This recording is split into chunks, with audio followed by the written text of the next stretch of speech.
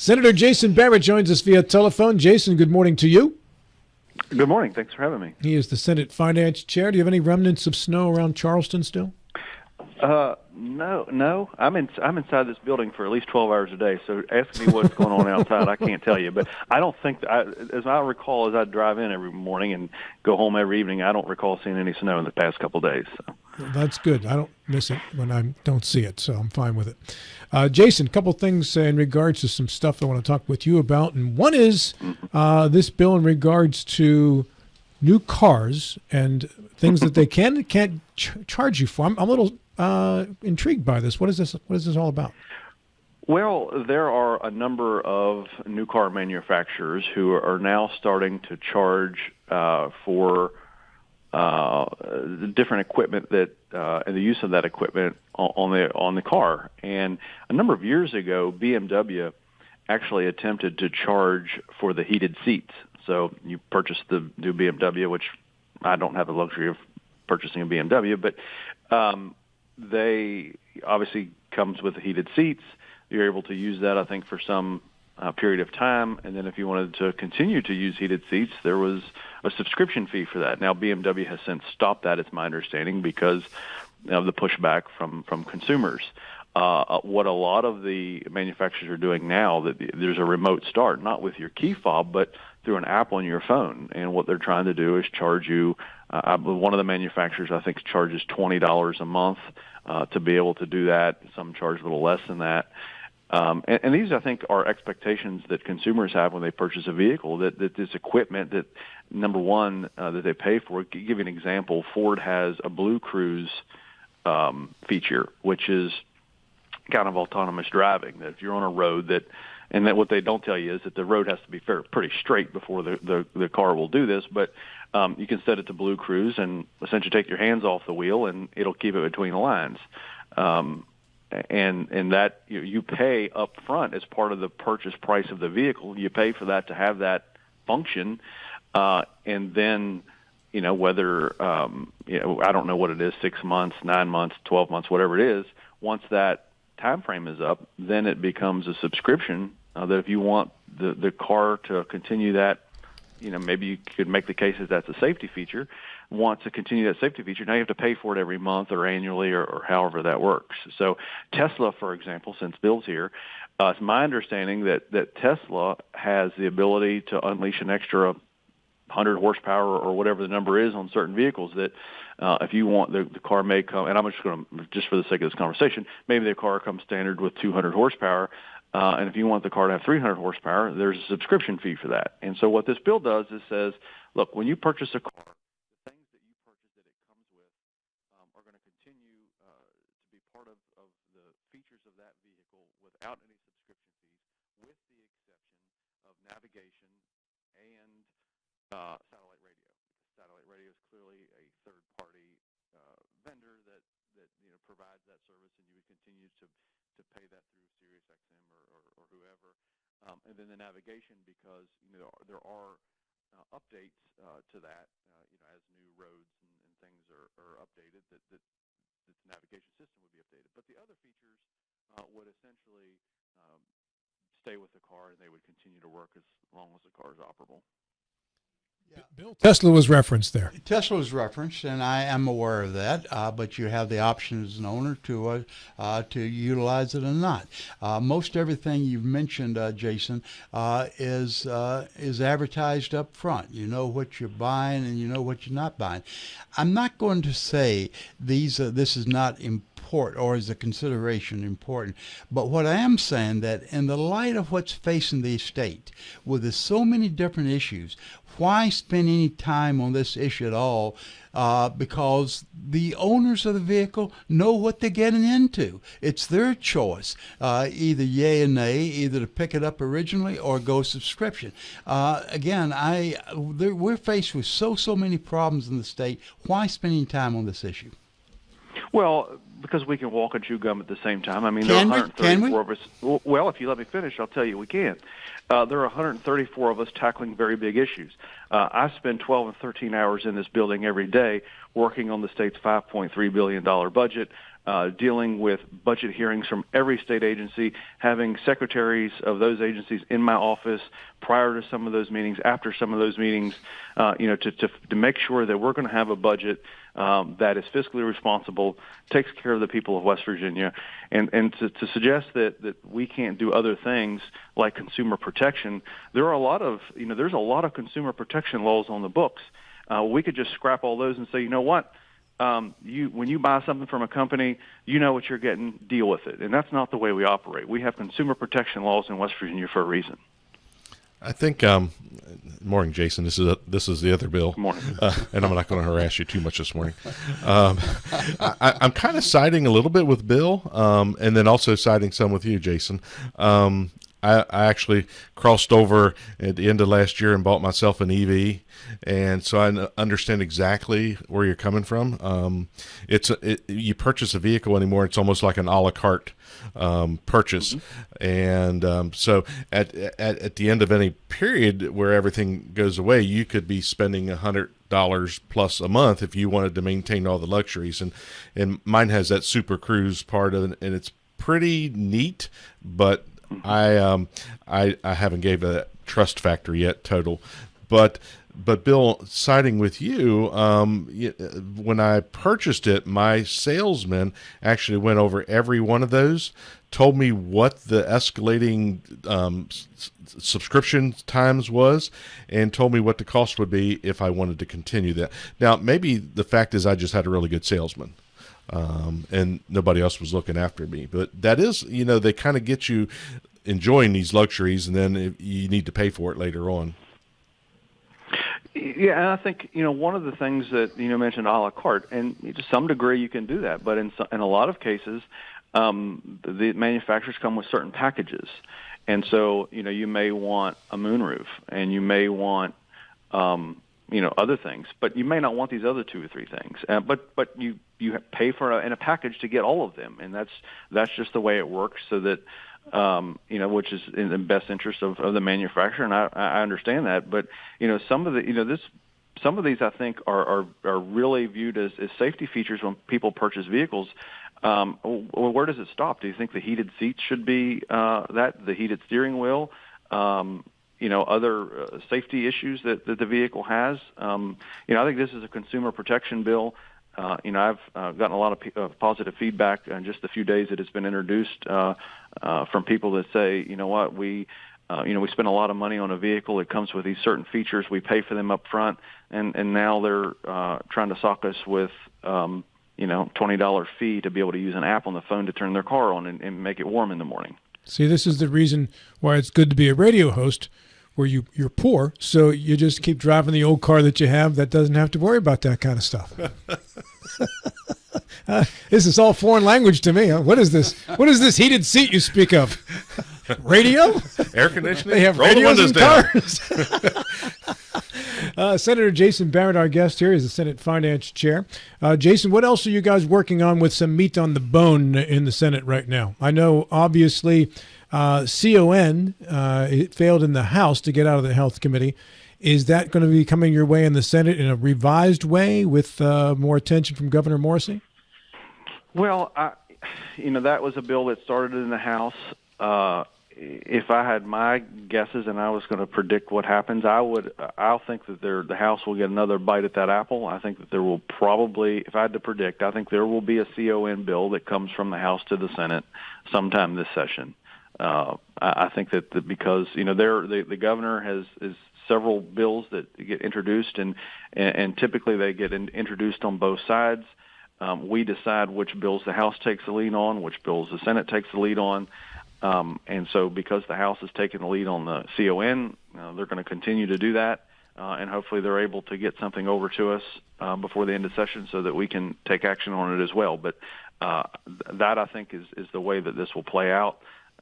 It's all very fluid here. Things change very quickly, but I don't see the Senate taking a lead on this bill because it's kind of in the House's court. Everybody says, well, the bill's dead. Well, not really. It's still very early. Anything is possible, to get that bill resurrected. Another bill could get introduced. So I don't think that the debate of CON in the House is over yet. Do you have That's interesting. Excuse me, Bill. That's interesting because I thought it was dead on the House side, and it could only be resurrected if it came from the Senate side. Am I wrong on that, No. Jason? Well, so that bill is still in the possession of the Health Committee. It has been there for at least 5 days. Some member could get up on the floor, make a motion to discharge the bill from committee, and it would come right to the floor as introduced right then. We have a couple of weeks yet to still introduce bills. Someone probably has already introduced another CON bill that very likely is identical to the bill that was introduced. So this is by no means over. So. Do you have a mirror bill on the Senate side, Jason? Yeah, because the governor introduces them on both sides. Okay. Do you have two members? Usually, the presiding officer and the minority leader introduce bills on behalf of the executive. Have you made up your mind one way or the other how you feel about CON repeal in some form? Yeah, I'm going to support it. I would have supported the bill that was before the House Health Committee the other day. It there was exemptions for the services that have moratoriums on them, and then also hospice. So if that bill would have come over to the House or from the House to the Senate, I would have voted for it. And I believe, and I haven't done a whip count. I haven't asked members where they are, but I believe that bill would pass the Senate. The Berkeley County Commissioners were in Charleston recently. We had Eddie Guckenauer, the commission president, in the first hour, along with Gary Wine, talking about their visit. Did you have an opportunity to meet with them, Jason? To be honest, extremely briefly in the rotunda for probably 5 minutes. I would love to have given them a lot more time than that, but my schedule is packed from top to bottom, and so I obviously can get a hold of them anytime I need, and it's always great to see them here. I did see John Hardy a little bit on Sunday evening, when we got to town, so I spent a little time with him. But as far as in the Capitol, I saw the other four very briefly on Monday, I believe. Jason, the theme of what Eddie and Gary were talking about as much as anything else was a safety bill, and it had been called the 1% sales tax. Now it's been labeled as safety bill. Will that receive a sympathetic ear in the Senate? To be honest, I haven't talked to the members about that. I don't know. The Senate in the past few years has passed a 1% sales tax. I think 2 or 3 years ago. The Senate has passed just recently as last year the amusement tax for counties to allow them to use that and implement that tax. For those counties that have a lot of tourism destinations, especially those that are somewhat dangerous in nature. That was actually the current Senate president's bill last year that passed the Senate, I think, extremely overwhelming and maybe unanimously. So I would assume that in the Senate, because we have a history of supporting those two bills, and now that it's a referendum for the voters to decide, I could see where it would have support in the Senate. But I haven't talked to any members, to be honest with you. Well, thank you very much, Jason. Hopefully Sure. it will get some leverage in both the House and the Senate. Our second guest this morning was a pediatrician and talking about the vaccination bill that passed the Senate that was religious and philosophical exemptions. I got the impression from her, and I've got the impression from others as well, that the medical community, the bulk of the medical community, was not really listened to by the members when they passed these exemptions. Did you feel you want to give a counter argument to that, please? Well, I don't know how you would define, or how they define. I'm not saying you, Bill, but how they define "listen to."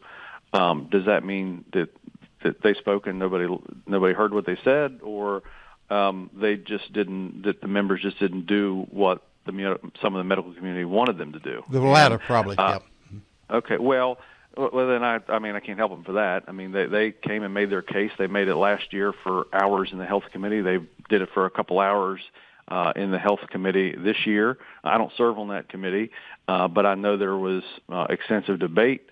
I think that the members of the Senate listened and gave everyone the opportunity, whether it was constituents, the medical community, whoever, the ability to you come to the committee, speak, send emails, reach out by phone, come here and have meetings. I mean, every member of the Senate has heard every argument on both sides of this, and we made our decision as a body. It had enough votes to pass.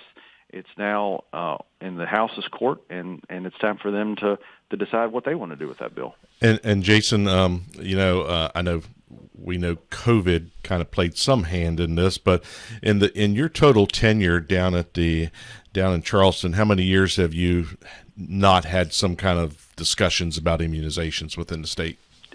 Every year. Comes up every year. Yeah. Yeah. I've been going down to see you all for 20 plus years, and there's not been a year that we didn't have some discussion about that. Have you always? My first session in 2013 and 14, I remember it being an issue then. I've never served on the health committee, so in those years, when the bill came up, I didn't, because the bill never made a committee agenda in those first couple of years. It was never really talked about that much. I never really had any interaction with it, or it just didn't see the light of day because at the time the committee chairman wouldn't put it on the agenda. Since I came back in 2017, then it has started to get a little more attention. But I think the first time I voted on it and had the ability to vote on it was last year. Jason, in regards to locality pay, the governor kind of walked all around that topic without actually stating it during his during his State of the State address. Has it gotten any kind of movement in any form or fashion so far? And will you be trying to reenact the bill that you brought forth last year that was kind of a gateway to that? I appreciate you asking that question, Rob. We have a few bills, I believe, centered around locality pay in the Finance Committee. I know there's at least one.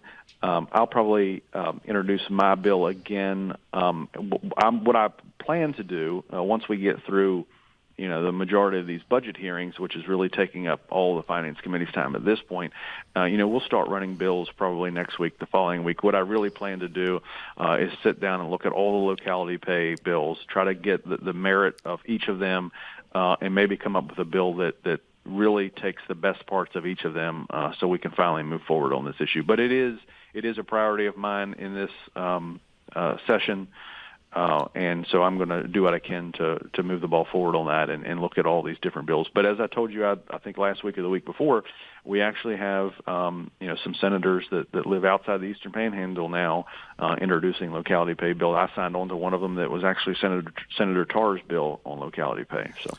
What's your feeling on the legislators' opinion about trying to adhere to the governor's proposed budget for the next year?